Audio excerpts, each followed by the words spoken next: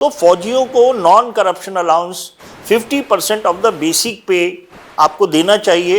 ये सरकार को डीमोनेटाइजेशन करना होगा। और ये मैंने आई एम कर्नल तोमर, मैं एक रिटायर्ड आर्मी ऑफिसर हूँ और मैं एक strategic analyst, weapon expert, economist and criminologist.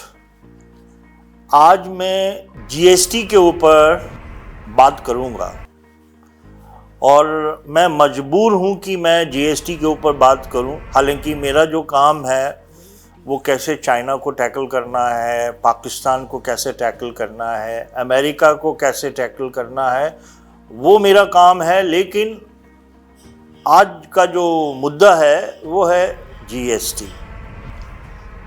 ये एक सरकार की काफ़ी अच्छी शुरुआत है और इससे काफ़ी जो है टैक्स का कलेक्शन हो रहा है, जो कि something 1.5 lakh crore per month हो रहा है। 1,50,000 करोड़ पर मंथ टैक्स का कलेक्शन हो रहा है। लेकिन ये जो टैक्स है ये केवल फौजियों के लिए है और जिनके पास वाइट मनी है, जिनकी वाइट इनकम है। ये टैक्स उन लोगों के लिए है। इसलिए मैं पब्लिक को, जनता को ये बताना चाहता हूँ कि और सरकार और ब्यूरोक्रेट्स को कि ये एक इनकम्प्लीट है, क्योंकि जो मेन जो मतलब सोर्स है जो टैक्स का वो है ब्लैक मनी। ये उसके ऊपर काम नहीं करता है जीएसटी। तो इसका जो शॉर्टफॉल है वो केवल जो ईमानदार लोग हैं उनसे टैक्स लेता है। लेकिन जो बेईमान लोग हैं, जहाँ पे कि पैसा नीचे से ऊपर तक बढ़ता है, जो घूसखोर लोग हैं, घूसखोरी करते हैं, जो ड्रग्स का काम करते हैं, ये उनके ऊपर लागू नहीं होता है। तो ये मेरे हिसाब से एक बहुत बड़ी कमी है। एक जो ईमानदार आदमी है, जैसे फौजी आदमी है, उसको अगर 1 लाख रुपए मिलते हैं तो उसका 50,000 मोटा मोटा जीएसटी में चला जाता है। और एक घूसखोर आदमी है जिसको 1 लाख रुपए मिलते हैं, वो 0 जीएसटी देता है। तो ये क्या है कि ये देश हित में काम नहीं हो रहा है। तो इसको हमें कारगर बनाना है, अदरवाइज इसका एक बहुत बड़ा नेगेटिव फॉलआउट हो रहा है। जो लोग ईमानदार हैं उनका मोरल डाउन हो जाएगा। वो बोलेगा कि हम देश के लिए काम कर रहे हैं और हम ही से टैक्स लिया जा रहा है। और जो लोग चोरी कर रहे हैं, घूसखोरी कर रहे हैं, जो लोग अपने को कलेक्टर का बाप समझते हैं, उनके ऊपर ये इफेक्टिव नहीं है। अब देखिए आप, ब्लैक मनी का जो आलम है वो इतना बढ़ चुका है कि सरकार बोल रही है तहसीलदार को कि भाई आप ईमानदारी से काम करो। तो सारे तहसीलदार जो हैं मध्य प्रदेश के, वो स्ट्राइक में चले गए हैं और सरकार कुछ नहीं कर पा रही है। मतलब ओपन दादागिरी का काम है। मतलब इतना करप्शन बढ़ चुका है।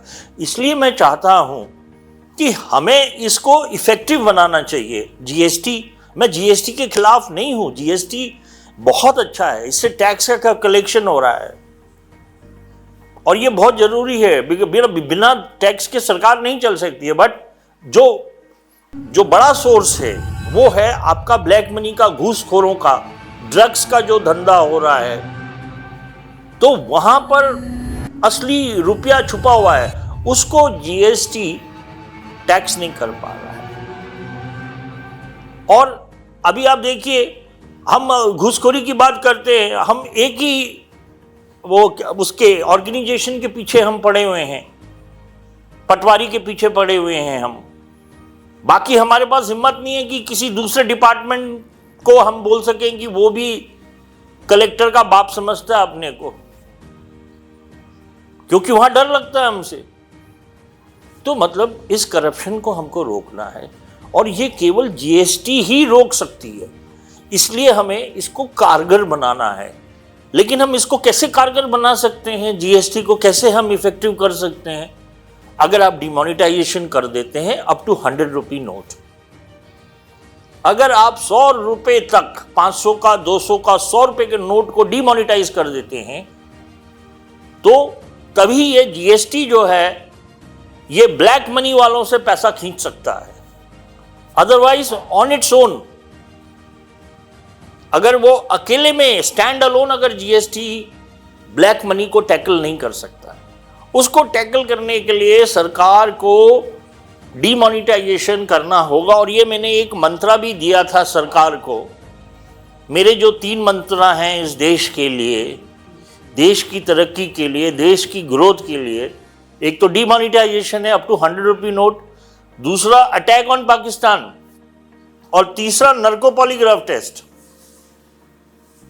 कम से कम अभी हम जीएसटी की बात कर रहे हैं तो सरकार को जीएसटी को मजबूत करने के लिए डिमोनेटाइजेशन करना बहुत जरूरी है।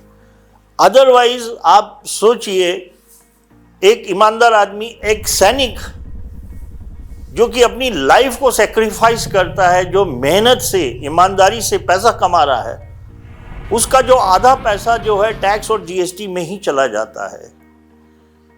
तो इसको हमें कारगर बनाना है तो हमको डिमोनेटाइजेशन करना पड़ेगा। तो फौजियों को non corruption allowance 50% of the basic पे आपको देना चाहिए, ताकि उनको ऐसा लगे नहीं कि हमारे ऊपर अत्याचार हो रहा है और हम ही को टैक्स देना पड़ रहा है। और जीएसटी को अगर कारगर बनाना है, डिमोनेटाइजेशन करना होगा, क्योंकि जो असली पैसा है वो ब्लैक मनी है, उसको टैक्स करना चाहिए। और उसको हम टैक्स तभी कर सकते जब सरकार डिमोनेटाइजेशन करेगी। एक मैं छोटा सा एग्जांपल देता हूं। जैसे आपके पास शहर में कोई एक प्लॉट है, उस प्लॉट की कीमत 5,000 रुपये है पर स्क्वायर फीट। तो 1,000 रुपये मोटा मोटा उसका सरकारी रेट होता है, सर्कल रेट होता है, और जो 4,000 रुपये है वो उसका मार्केट प्राइस है। तो ये जो 4,000 रुपये है ये ब्लैक मनी में कन्वर्ट हो जाता, और यहीं सारा गेम हो जाता है। इसलिए डिमोनेटाइजेशन करना बहुत जरूरी है। अगर हम डिमोनेटाइजेशन करते हैं तो जो रजिस्ट्री है वो 5,000 रुपये की होगी, 1,000 रुपये की नहीं होगी, और ये सारा पैसा जीएसटी में चला जाएगा। इसलिए हमको जो अगर जीएसटी को कारगर बनाना है तो हमको डिमोनेटाइजेशन भी करना पड़ेगा, और ये करना बहुत ज़रूरी है। नहीं तो इससे काफ़ी प्रॉब्लम आगे हो सकती है। और ये जो भी बातें मैंने करी ये देश हित में करी है। मतलब साल में सरकार के पास 10 लाख करोड़ रुपए का एडिशनल जो है वो जो पैसे का कलेक्शन हो जाएगा, और उससे हमारी जो इकोनॉमी है वो दिन दुगनी और 4 गुनी हमारी इकोनॉमी जो है वो आगे बढ़ेगी। तो मैं समझता हूँ कि जीएसटी बहुत अच्छा है, देश हित में है, और इसको हमें और कारगर बनाना चाहिए ताकि हम ब्लैक मनी को भी टैक्स कर सकें। और वो तभी होगा जब हम डिमोनेटाइजेशन करेंगे।